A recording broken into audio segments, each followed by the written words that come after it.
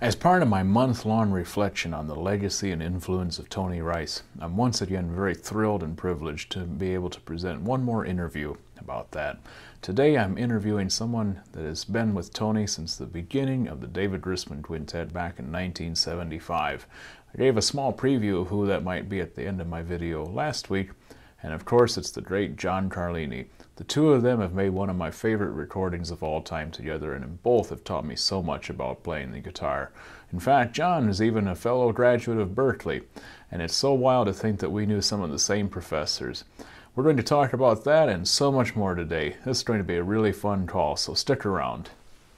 All right, well, good morning. Thank you for agreeing to do this interview with me. I really appreciate it. Oh, thanks for asking. Absolutely. I have been listening to your duet album with Tony for quite some time, and actually it's a special album to me for many reasons, but one of which is I think that it came out the same year that I was born, so that it's like extra extra connection there. I'll forget you said that. I just play. But you know what came out a lot more recent than that was that was really cool that Grisman put out that live concert that you two did. Oh, yeah. Yeah, that was really nice. Did you two get to tour that much, or was that one of the only shows for that? Funny you should ask. I'm sorry to say this, but that was the one and only show we did. Wow. Okay. All right. I really don't have a particular reason for that, because I had hoped we would do, a bunch of them. Yeah. But it just didn't work out that way. I think Tony was busy. I guess it was kind of on the cusp that he did all those bluegrass album recordings, and they were doing that. So I think that was more relevant to his ongoing direction, Yeah. Absolutely. And going out and playing jazz concerts with me. Was that, if I may ask, was that a hard album to pitch? Because I noticed, for example, that almost everything else, with the exception of a few recordings for him, was on Rounder, and then this one was on Sugar Hill. Yeah. So was it originally planned with Sugar Hill, or did Rounder not want to do it because of the Bluegrass Album Band, or? I don't know if I know all the information about why that happened. I do remember that Barry Poss had a lot of interest in it with Sugar Hill, and that's where it went, and we were happy about that. Yeah. Oh, yeah, but, absolutely. No, I don't know what else to say. That's okay. So I thought, I was in preparation for this interview, I was thinking that you are probably someone that has known or been around Tony probably as longer than the majority of people he's worked with. And I'm curious, in thinking about that timeline, so did you know Grisman before Tony became a part of it? Yes. Wow. So that's really amazing.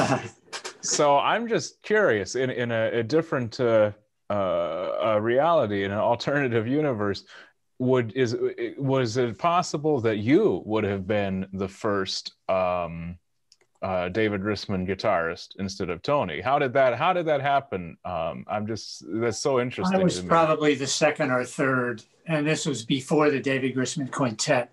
Right. And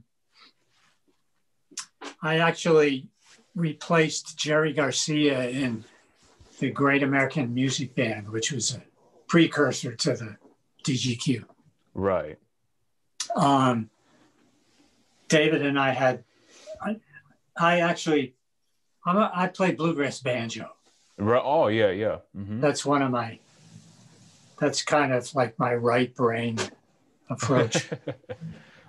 I got my head turned around as a teenager, of course, like a lot of people did, a lot of us Northeasterners, by hearing Earl Scruggs. And I went, wow, what is that? And chased that down. And I went to see Lester and Earl at a Sunset Park in Oxford, Pennsylvania. And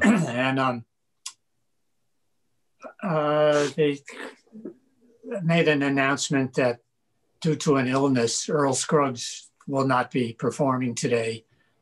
And he will be replaced by, and they said a name, and I was very disappointed to hear that, because, you know, I wanted to see Earl Scruggs. And I got up from my seat and started walking around the park with my French fries, and then I heard this banjo, and I did another turnaround, and I went, wow, what is that? And it was Bill Keith. Oh, wow. Okay. Sure. And, again, my head turned around with a 5-string banjo, and I became an instant Bill Keith fan. Right. And he was giving lessons. They were playing a gig at Gertie's Folk City in New York, in the Village. Yeah. And I signed up for a lesson. Yeah. So I think I got the last slot of the day, or so it was a Thursday maybe. And we played, you know, I got up there and we met, and he immediately started straightening me out on what I thought I was doing correctly. Taking a shot at it. And he was giving me the real way Earl did this and Earl did that. And then what he did with his melodic approach, which was wonderful. And I guess it was apparent to him that I'm a musician, because I was getting it, you know, and applying it right away. I mean, I come from a very musical family. And he said, do you play guitar? And I said, yeah. He said, get that guitar over there. So I got it, and we played a few tunes. And he says to me, are you working this weekend? And he said, my partner, Jim Rooney, is in bed with 103 fever, and he can't do the gig at Gertie's. Are you available? And I said, gosh, sure. So here I am, all of a sudden thrust into that. And it was Bill and David Grissman on mandolin, and Gene Lowinger on fiddle, and I played guitar, and that's how I met David, on the gig. Yeah. Wow. Years later, I was touring with the show Grease. I just graduated from Berklee, and I got Bill Levitt, my wonderful teacher and friend at Berklee. He recommended me for this gig. They needed a guitar player in a touring company of Grease. So I got that, and that was my first gig out of school. When we got to San Francisco, they had a union conflict and said that, you know, in San Francisco you had to use all local players. But they couldn't fire us for national reasons, because we were the touring band. So suddenly we ended up with like 6-7 weeks paid vacation in San Francisco. I mean, we wanted to play our gig, but that's the way it worked out. So I looked out my hotel window, and I was across the street from a place called the Boarding House. And I see Artie Trom with special guest David Grissman. Nice. I know David Grissman. So I went across the street. And we reunited, and he remembered me from the Gertie's gig. And he said, I'm just writing these new tunes, like, you know, and dog music. And he said, you want to play some of it after the gig tonight? I said, sure. So he came over to my room, and we played till about 3 a.m. And all these new tunes of his, like Thailand and Rag. And And he said, I'm losing my guitar player. Are you interested in that gig? All these gigs started falling at me that way. Sure. So so I went out to the guitar player was Jerry Garcia. So I went out to where David was living in Mount Tamalpais. And I met Jerry, and they were having a rehearsal, and next thing you know, I'm standing there playing, and Jerry's packing up his guitar. He had, so I was faced with the reality of quitting my gig at Greece, and which was, a secure gig, and it had a pension attached to it and all that stuff, to, really trying to, establish a name for myself in the music business. Right, so I decided to do that. It was not an easy decision, Yeah. But it was a good one. Yeah, and, yeah.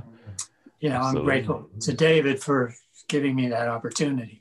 Right. So what was it? Oh, sorry. Great American Music Band. Go ahead. Yeah. Oh, so what was it like as your job as the arranger for the DGQ?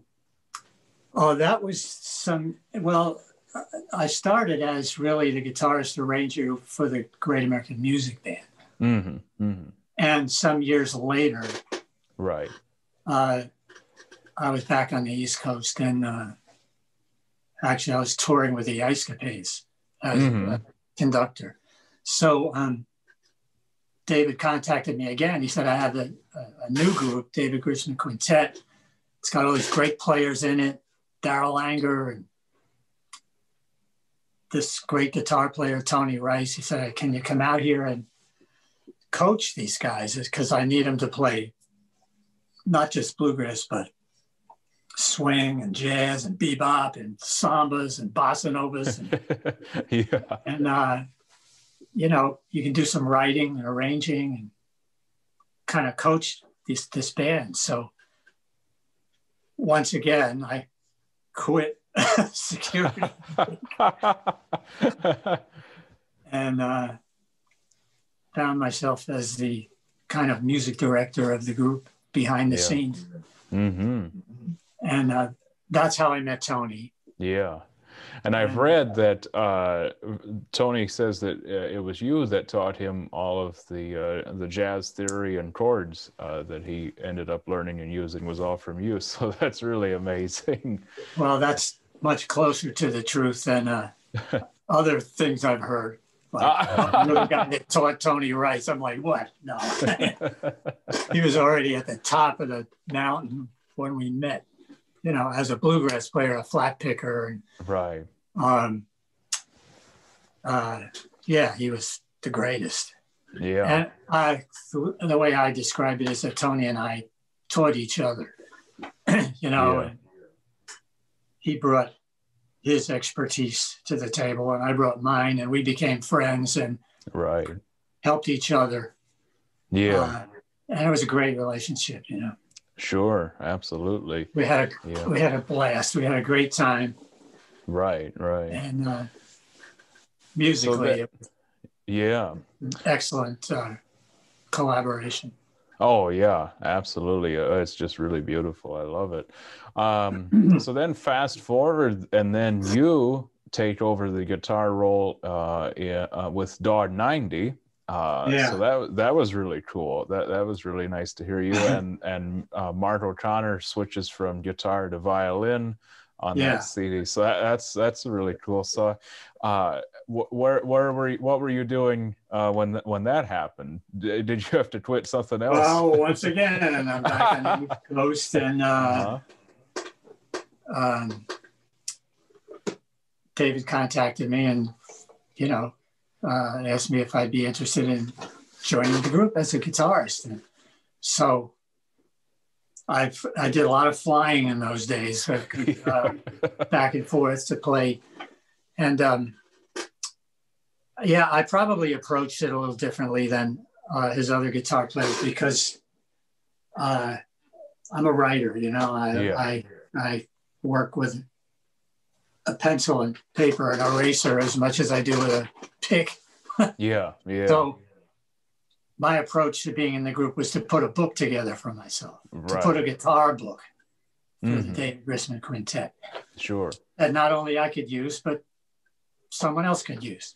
Right. So that's how I did it. And I think it sped up the process of learning my part as David wanted it, because I could write the lines and then I could write the changes, craft guitar parts. That way, you know, I could read the part and internalize it until I didn't have to read it anymore. Right, right. So, and I still have the book. Did that formation tour a lot? Yes. Okay. Yeah, we did a lot, you know, the festival circuit, and we did some clubs. We did a great week at Yoshi's in Oakland. Oh, yeah. And Vassar Clements was the fiddle player for that gig, and that was just outstanding. That was great. Appreciate that. That's one thing from the interviews I've heard and from the people I've talked to, that's one thing I keep hearing about Tony, is that he just had a vision and just saw it to the end, and that, you know, people didn't get in the way of it. And I really admire that he didn't, you know, change what he wanted to do just because someone else didn't like it. That it seems like he stuck. Sure. Yeah. Sure. I love that. Yeah. Absolutely. So it's great to have, you know, this world of fantastic players that you can choose from for a specific project. Yeah. Well, when you mentioned Bill Keith, when you mentioned Bill Keith, it just made me realize that Tony he has recorded with like every great banjo player there was. You know, he had Crow and Bill Emerson and Bill Keith and Bela Fleck. I mean, my goodness. Yeah, but I recorded with Pat Cloud. Yeah, that's true. That's true. And I saw before you said another thing. Yeah, before you sat down, I saw the banjola behind you too. Those are nice, nice. Those are great. Yeah. So who proposed the duet recording first? How did that come to be? Oh gosh, I don't know.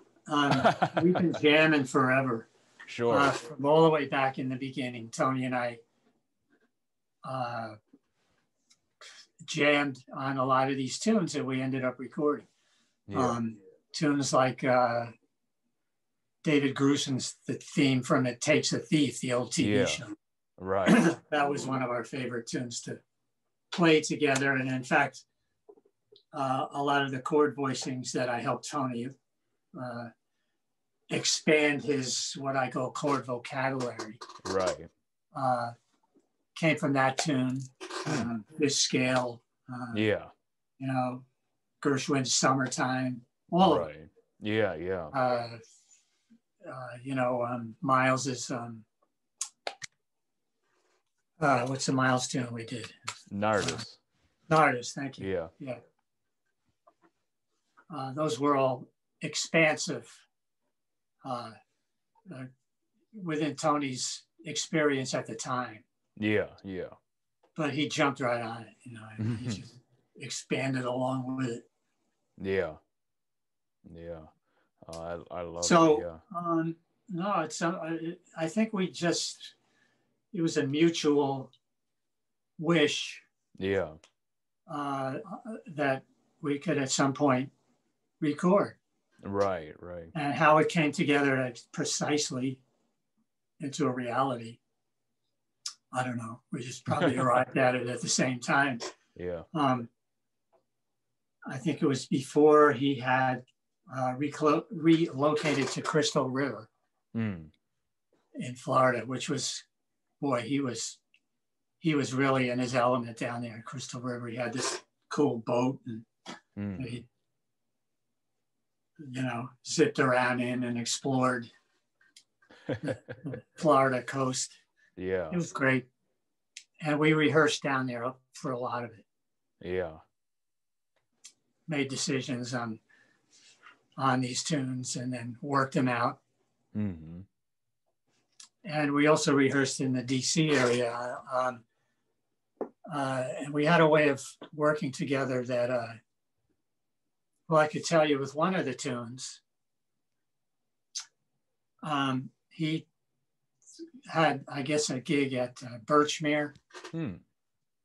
And so coming up to the Birchmere gave us an opportunity for me to come down from New Jersey. And we met at somebody's condo. Oh. And where Tony was staying. And, you know, I knock on the door. Tony opens the door. Hey, man, I just wrote this new tune. I got you. We got to play already. We got right into it. Oh, nice. And he had written an A part to one of the tunes, which needed a B part. And the A part was very interesting. Mm-hmm. And he showed it to me. And I, once again, got my pencil and my manuscript book and scribbled it out. Got the changes written out. We played it, and he wanted me to write a B part. So I need solitude when I'm writing. So I went into a bedroom with my stuff and my guitar and crafted this B part, which I had hoped would reflect the A part, right? But be different, sort of complete it. And I brought it back out, and about 45 minutes later, and brought it out, and we sat down together, and I showed him what I'd done. We put it together, and then Tony wrote on the sheet, Bannister River. Yeah. That's how that came together. That's amazing. I love that. Yeah, I love that too. Okay, so that's really cool. So yeah, I saw that. I noticed that there was a few songs by you, a few by him, and then some of the jazz pieces, and then one that you co-wrote. So there we go. And was the front cover, was that I said that he took that? Was that in Florida? I guess it was. Yeah. I don't exactly know. Tony was whatever Tony did, he did on a genius level. Yeah. Yeah. You know, and for a while it was photography. Especially when he lived on Crystal River. Man, he had every kind of lens. He knew how to work them. I know we would go out on his boat and he would photograph fish jumping out of the water. You know? Oh, man. Yeah. And he was showing me how to do it, and I actually got one. I still have it. That's the thing, is it's like everything, just like what you said, everything he did. I mean, it's like, I don't know, anyone else would need a whole lifetime to do it, and he did all of it. Yeah. You remember Rubik's Cube? Yeah, someone on Facebook said he could solve it in like 20 seconds. That was probably me. Yeah, you could mix it up anyway, man. He had like 3 of them on a shelf. I got one up here. Yeah, myself. I see that. Yeah. But you know, he had Vaseline on him, and he could whip them around. You know, you could. Oh man! It took him no time at all. Yeah. You would take a color and bury it 3 levels around, and then do something else, and then bring it back, and then do the next one. Jeez. Yeah. And another thing that people seem to be very interested in with Tony was his high-end audio equipment. There's tons of questions of like what was he using and everything. Did you get to see any of his setup? We spent a lot of time in Tony's den where he lives, and he's got, I mean, he had amazing speakers. They were like this tall. And sure. I don't know what the heck they were, but every wire that went from his rack of sound reproduction stuff, the wires were like this thick, you know, just amazing. But in fact, we recorded that River Suite onto a I think, a Tascam portable DAT machine on a coffee table with a Audio Technique stereo mic, one on the table. He sat on one side and I sat on the other in his den. That was how we recorded it. Oh, wow. Okay. Wow. That's amazing. That's incredible. That is really incredible. Then he rented a 2-inch editing machine. And we made editing decisions. I have a whole notebook full of them. Oh. And he edited with a razor blade. Wow. Wow. And then we brought the thing to Bill Wolf, who mastered it. Yeah. And that's who he worked with. On the, bedroom studio level. Yeah, you would never know it. That's incredible. Bill Wolf is who worked on nearly everything of his, right? Right. Yeah. Right. Yeah, I read that he really liked his work above everyone else's for sound. Right, and he did a lot of David's things too. Oh, right. Okay, got it. Another thing about spending time there is you give me an appreciation. Well, I always knew anyway, but Tony was extremely musically eclectic in who he listened to. Right. Anyone who performed on the greatest level, he appreciated, and that went from Heifetz to Coltrane to Bill Evans to J.D. Crowe to Jerry Douglas. I don't know if you ever got into Pavarotti, but I certainly did. So we listened to a lot. And in the old days of the David Grisman Quintet, everybody in that group was, when you live there, you drive a lot. Right. And while we were driving, we constantly had on that kind of music, a lot of Coltrane. Mm-hmm. You can't believe the amount of Coltrane we listened to. Everybody, Bill Evans and Oscar Peterson and Dexter Gordon, and you name it, all of them. Yeah. As well as the greatest bluegrass. Sure. And Django and Swing. Yeah. And, it just was, we had this voracious appetite for it all. And it all fed in to the DGQ. I just wondered if Tony or any of the DGQ were listening to people like Mick or any of the Berklee people. Well, I brought that to the table. I mean, I was always talking about Mick Goodrick. Sure. Who I told you I was a student of Mick's for the whole 4 years. Yeah. I had Bill Levitt as Bill was a wonderful person. Yeah. He was my mentor as well as my teacher. When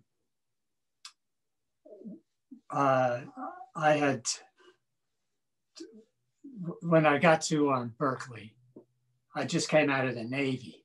I was a guitarist in the Navy show band. And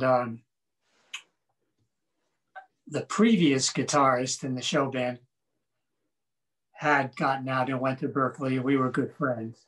When I got to Boston, I met up with him, Charlie Encinosa, a wonderful player. And he brought me to Bill, and I wasn't even a student, and introduced me to Bill. We sat down for a while, and Bill offered to give me free lessons before I started school. I had to work for a year before I could start school. So, I mean, that was amazing. I was already, almost finished with volume 1 before I even began at Berklee. Right. And when I registered for my first semester, I was assigned Bill as my teacher. That was terrific. And when I got to my second semester, I was assigned this guy, Nick Goodwin. And I thought, oh man, I want to go to Bill. I don't want to study with anybody else. I want to like the Bill. So, but you know, I got there, my first lesson, I knock on the door. I come in, I meet Nick, and within probably 5 minutes, he completely turned me around. I mean, yeah, it was like the yin and the yang. Right. I got it all. I had Bill and Nick, and I came out of there just dizzy. Sure. And so I had a semester with Nick, and then he left the school for a while. And I followed him as a private student. Yeah. So and then I got Bill back. So I'm studying with Bill and Nick at the same time. Yeah. For the next 3 years. Right.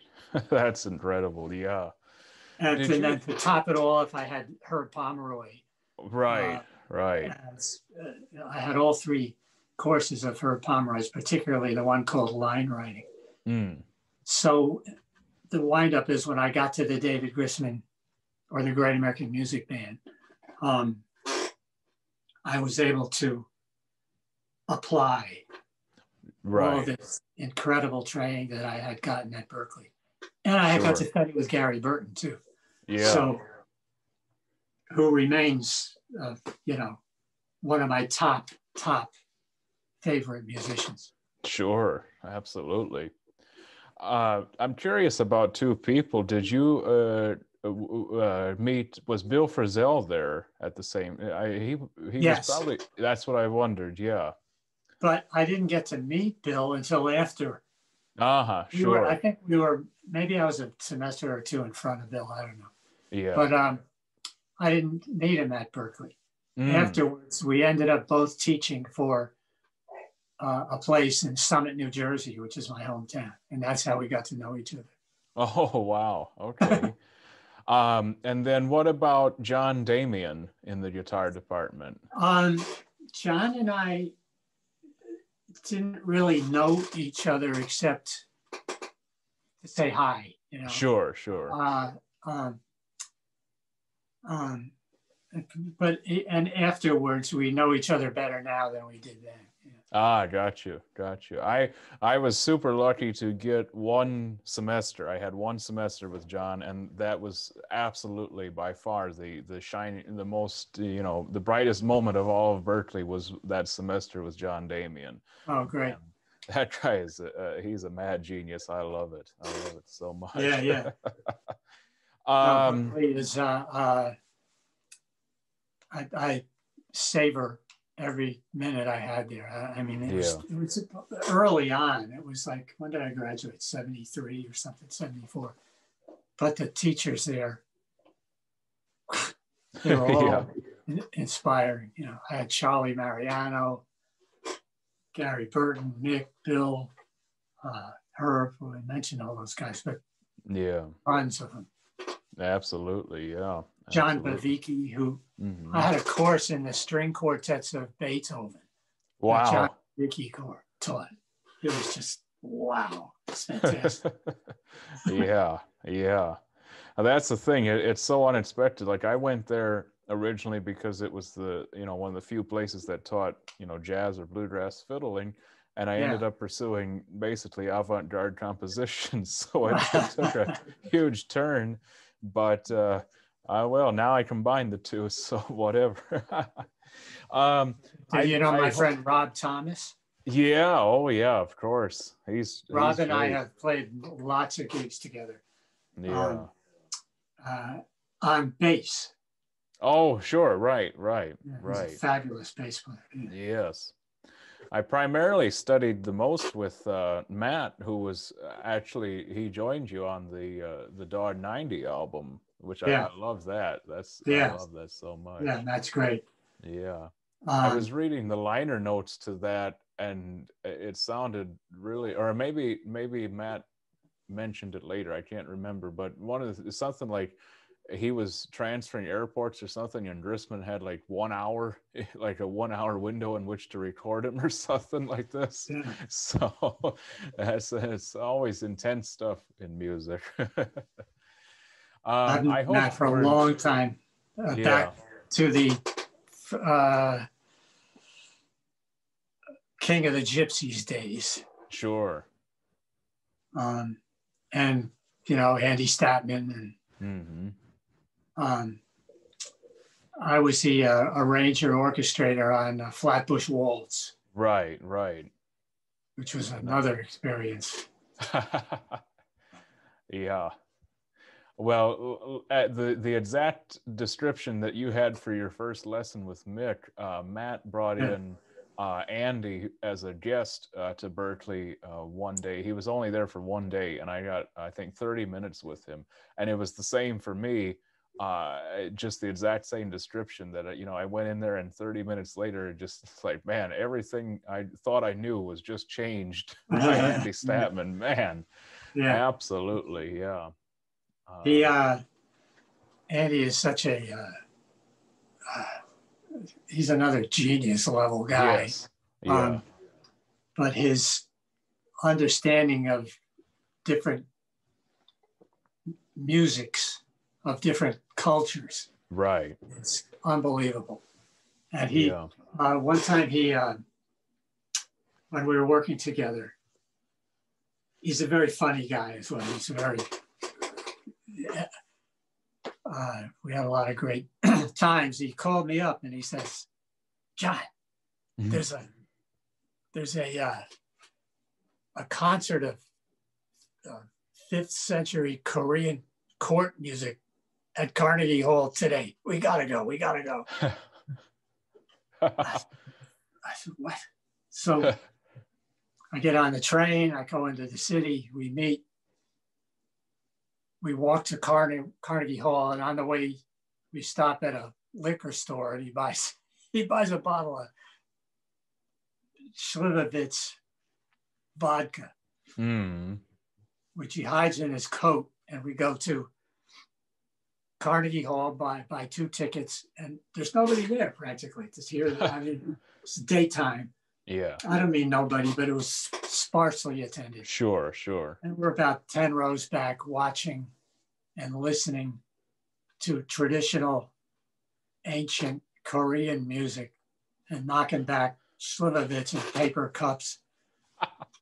I've never had an experience like that since. I can imagine, yeah. I mean, it's very, very unusual.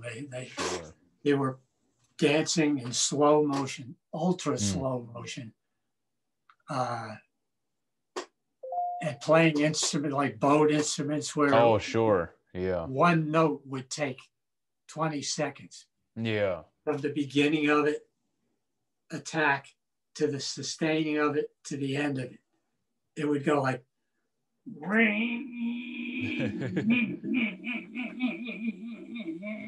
yeah. And the dancing and costumes would be coordinated with it. So they would move like this. Yeah. Wow. That's I love that story. That's great. Absolutely. Last Tony question for you, which is about gear. So did you get to play his beloved D28? Oh, sure. And tell me about that, because like every other person says it's great. Every other person says that it was terrible and they could hardly play it. So I've never played a D28 like a Martin like that one. It's incredibly well balanced. Yeah. From the low F, to the high F. Yeah. You don't have to push harder down here than you do up here. It was so playable. Right. And for a jazz player, I could play jazz on it. I have a Martin MC28, which is a cutaway. Right. and it has a similar neck. Hmm. It's comfortable all Right. over the neck. And at this point in my life, comfort is very important. Sure, sure. I don't want to work. I just want to play, you know. Yeah. So I play Tony's guitar quite a bit. In fact, during one of our rehearsals, we would go to each other's room to play, to rehearse. And I took a picture of Tony with the Martin, and he took a picture of me with the Martin. I've put them both on Facebook at one time or another. Maybe I'll put them back up there sometime. You know, no, it's a great guitar. Yeah. And did he still have, when you were doing that, did he still have that Ovation? That's like the infam, and how was that? Because I've heard a lot of good things about that one too. Sure. Yeah. In fact, I used it on River Sweet on I don't know which tunes, on a couple of tunes. Yeah. I mean, it was a great guitar. I'm trying to remember specifically. Ovation has its own feel and sound. Sure. Yeah. So, I mean, you can't compare it with the Martin. Right, right. But for a certain feel and sound, it's appropriate. Yeah, yeah. Oh, definitely. Yeah. Lastly, any stories that come to mind about Tony that didn't fit into any of our topics so far? I can hear Tony going, "Yeah, I'll never forget this one time." Tony was a very funny guy, and I don't think a lot of people maybe didn't see that side of him. But he did impersonations of people. Oh, wow. But he didn't do like Bogart or those kind of Jimmy Stewart kind of. He did people you may or may not have heard of. Like he did Andy Statman. Oh. You know, Andy had, at that time, he had one of those little, what do you call it, a Van Dyke or something right here. Yeah. So Tony would get a guitar pick. I don't have it, and he put it right here. And then he did me. Oh. He would take my glasses and put them on, and then I have a photograph somewhere of him doing me to David Grissman, and David's pointing at him like this, going, "What is this guy doing?" Yeah. He did, of all people, Paul Bley. Oh, wow. Oh, wow. Talk about obscure impression. Yeah, that would have went right over the bluegrass community. Yeah. And he did, these people that used to hang around backstage at the old original gig that he did for years with JD, and you know. Oh, yeah. What was it, a Holiday Inn or? Yeah, Holiday Inn. Yep. Yeah. But now he would find some way to cartoon somebody and then bring it out. People would be dying laughing. That's incredible. Oh, I love that. And we would go hear people perform together. Mm-hmm. We'd go to the Great American Music Hall in San Francisco. We saw Bill Evans there live. We sat in the balcony. We always got in the balcony. We saw McCoy Tyner. We were right over the keyboard. Oh, my goodness. I don't know if you're familiar with the way McCoy Tyner played. Sure, yeah. Huge energy. Yeah. And he would bang on the bass, and riff with his right hand. Wow. And we would just stare at each other and like, be amazed. Yeah. We saw Dexter Gordon. I think it was Keystone Corner. Hmm. And yeah, he ended up doing Dexter, doing an impersonation of Dexter. Dexter would get his tenor and introduce the tune he was going to play. He would hold it over his head like this. Huh. And he'd go, "The shadow of your smile. The shadow of your smile." And then Yeah.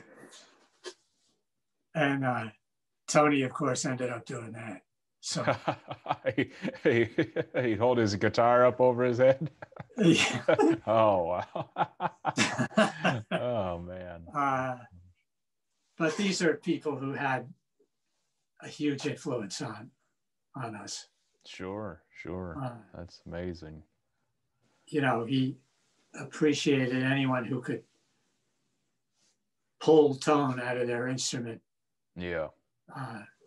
To an exceptional degree. Right. Which, of course, is what he did. Yeah, absolutely.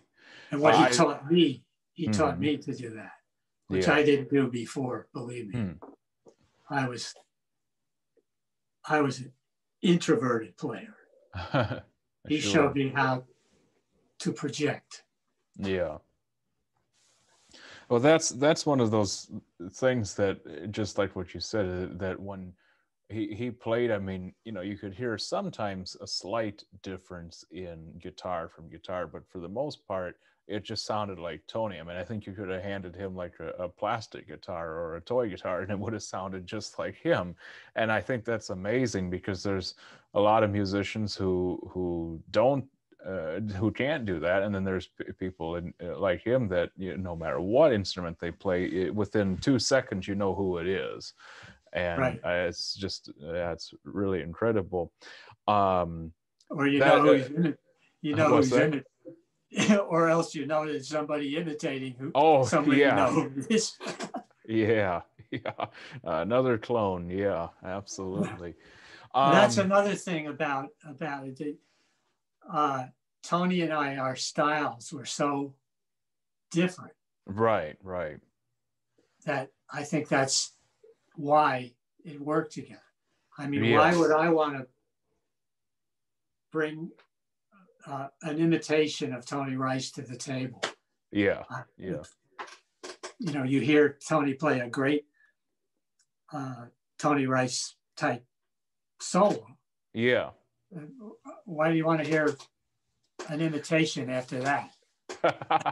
Yeah, absolutely. Yeah, I agree with you. Yeah, but it just seems like another, you know, pure genius that just, you know, went up and nailed it every time he did something. Right. I mean, yeah, he was. Vassar was a great guy and a great player and intuitive. You know, he was an intuitive. It just poured out of him like a water faucet. And, you know, of course, most people know him as one of the great bluegrass players. Right. But whenever I happened to be in the studio with Vassar 2 or 3 or 4 times, we would always end up in the corner someplace on downtime playing, you know, jazz standards. Sure. Yeah. He loved to do that. Yeah. And he did it beautifully. Yeah. And, you know, I'm sorry that we never got to do that together, or you don't hear that very much. Right. But man, he did it. He did it great, you know. It was like, do you know what it means to miss New Orleans? And great standards like that. He'd make them cry, you know. Sure. Yeah. And as I said, I think that my favorite time of working with Vassar was at that DGQ week in at Sure. Oakland in Yoshi's. Sure. That was real special. Yeah. Well, Vassar seems to have kind of, in his, you know, in all of his different paths, it's almost like he kind of, what's the right word? Like, I don't know, like I remember in an interview, he said that there was some bluegrass promoters that came up to him and asked him if he even played bluegrass anymore. So like the bluegrass people were mad at him for not playing enough bluegrass. The jazz people wondered why he played bluegrass and not jazz. I mean, it's like he was never able to please anybody. Like Yeah. he pleased the musicians, but these promoters seemed to not be so happy with him. Yeah, they had it pigeonholed, you know. Right, right, I often wonder if that's why Tony and I didn't do more together, because right, it certainly was a departure from what you hear Tony do. right. One other thing, Sure. Matt, you mentioned Tex Logan. Oh, yes, yeah. Tex and I have had a long history together. Right. He was my neighbor. Oh, wow. And I knew him as a teenager when I first got into bluegrass music. Yeah, I had my head turned around by Bill Keith sure. and Earl. I was fortunate enough to meet Tex, and then we had a friendship that went on for the rest of his life. I Yeah. went to the parties.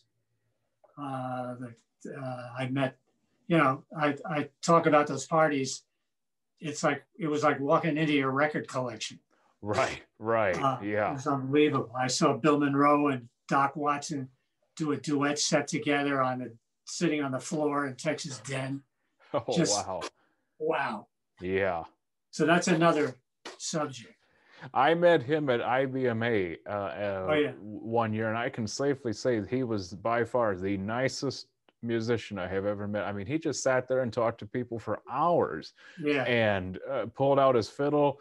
You could see he was exhausted and wanted to go to sleep, and he still sat there and showed, you know, like youngsters how to play fiddle tunes. I mean, he was just so Yeah. gracious with his Yeah. time, and that left a huge impression on me about just what kind of person he was. I mean, yeah. Yes, he was a good man. And Yeah. I don't know if a lot of things one thing people don't realize, he was a doctor of mathematics. Right, right. And worked at the Bell Labs research laboratories 2 miles from where I am right now, in Murray Hill, New Jersey.